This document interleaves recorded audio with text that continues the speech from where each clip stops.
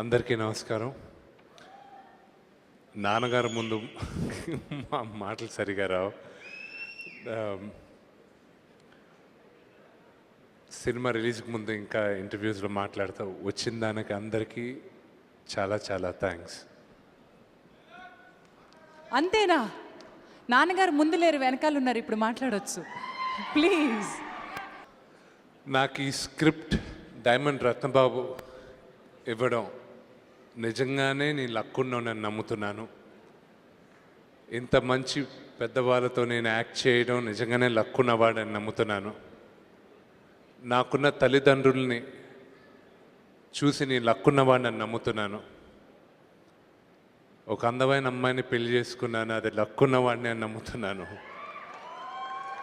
పెళ్లి చేసుకున్న అందమైన అమ్మాయిలతో నేను రొమాన్స్ చేస్తున్నాను, నిజంగానే లక్కున్నవాడిని అని నమ్ముతున్నాను. వెనకాల నాన్నగారు ఉన్నారని మర్చిపోతున్నారు, అది మీ లక్కు. 10 కోట్ల మంది తెలుగు వాళ్ళల్లో 20-30 మంది హీరోలు ఉంటే వాళ్ళల్లో నేను ఒక్కడిని ఉండడం నిజంగానే లక్కున్నవాడని నమ్ముతున్నాను.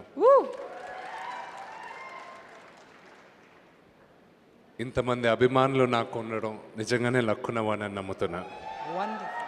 Thank you. సినిమా రిలీజ్కి ముందు ఇంకా మాట్లాడతాను. థ్యాంక్స్.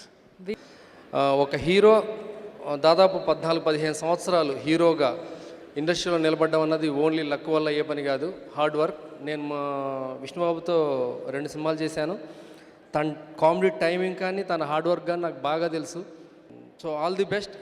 ముఖ్యంగా లక్రాజ్ గారికి